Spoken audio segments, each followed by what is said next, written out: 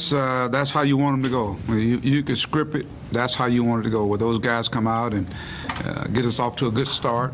And then we have guys coming off the bench giving us some quality minutes. And it's a good team win against a very good basketball team in Auburn.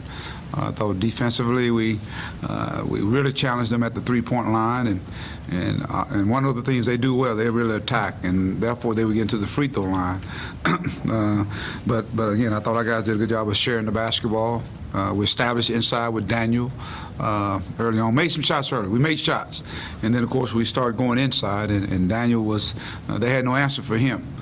Then I thought that opened it up for our guys even on the perimeter. So there's got a lot of contributions from a lot of guys. Jalen Barford, he gets a double-double. He and Macon, they both 1,000-point scores. That's very rare that guys can come in and do it in the same game. That's the weird thing about it. So this team, I just think some special things are in store for this team as we start to pick up some momentum in terms of how they're playing. We got more pieces that are starting to play well.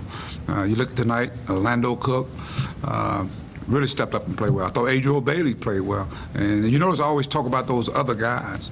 Obviously, to me, the core guy is going to be the Beard. He's out there leading us and making big shots after big shots, making big plays. Has some outstanding passes to the big fella, Big Daniel, and Daniel did a good job of finishing at the rim. And of course, Jalen Barford is he's a guy that can score in a lot of ways. And he rebounded tonight, and we needed that. But overall, again, it was a continuance of how we've been playing, and the fans that showed up showed some love, showed some appreciation to these guys, and and you saw it on display. And a lot of times, senior games are the hardest one to coach because the emotion, they got the family here, and they want to almost play perfect. And but I'm glad to see they came out and continue to do the things we do in practice each and every day. All right, Pimmer, raise your hand. We'll come right to you. Starting in the front, Bob. Yeah, Mike, you guys might have wrapped up an NCAA bid when you won at Alabama, but I got to believe there's no question now. Just how do you feel about this win, in your NCAA tournament resume? And do you feel like now you're basically just playing for an NCAA seed? I always say, Bobby, if we do what we're supposed to do, we'll be where we're supposed to be. You hear me say it every year.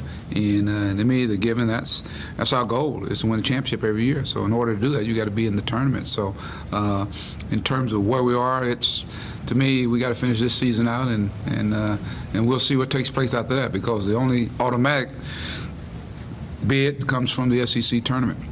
And that'll take place next week, and we'll have a lot of questions will be answered, at the last game, and you can just see the competitiveness in this league. It is unbelievable. I mean, you're talking about a team that was in first place we had here in our place, and we end up splitting with them. We played them at their place, they beat us here, and we beat them. And so. Just one game at a time. That's the mindset, and I think this team is playing some good basketball at the right time. And that's one of the things we always build our teams for this time of the year. And so it's good to see our guys come out and perform. Cool.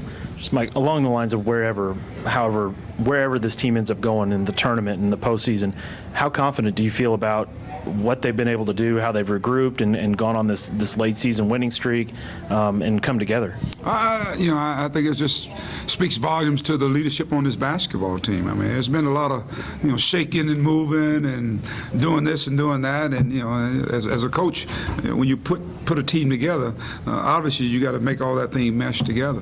And I think now guys understand their roles a whole lot better. You can see our bench. I mean, it's produced 40 points tonight. And when that bench is playing well, and the guys that go out and start are playing well, it makes a big difference. You got balance, and now we're starting to defend, we're starting to rebound the basketball, and we always know we're capable of scoring. But I like the direction we're going. You got guys who've had experience. Anton Beard is. He's been here for 4 years. Trey Thompson. Last year, guys had a chance to play against a team that won a national championship.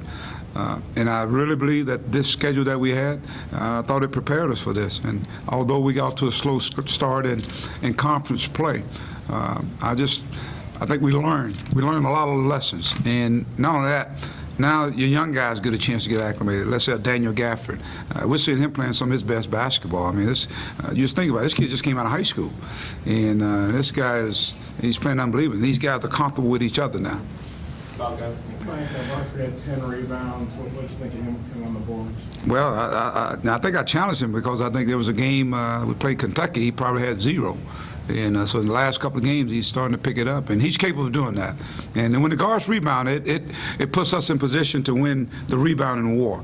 And with a team like Auburn, they did what they normally do. They're plus 12. They get 12 offensive rebounds a game. And but you look at it, they only got 6 second chance points. The same thing we did. So we must did a good job of recovering once they got an offensive rebound. But our guards are important to rebound, without a doubt. Daniel, he had 7 block shots. So you can imagine he altered a lot of shots. So that means somebody else has got to come up with those rebounds, and we had some other guys that come out there and come up with those balls.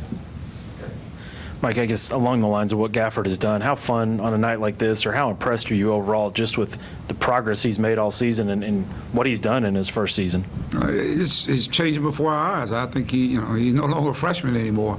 I think his confidence is really high. I think he's worked extremely hard. He came up here this summer and just worked, and he's a sponge. He listens. He's coachable, and when he goes out and play against different competition, whether it be at non-conference, and once we got the conference, you can see the strength factor was really, really big. People are doubling up on him now, but now understand his role, and other guys understand their roles. Now you notice he's catching the ball now with a little more space, and he's doing a really good job, and I think he can play even better. Anything else? All right, have a good evening. Thank you, guys.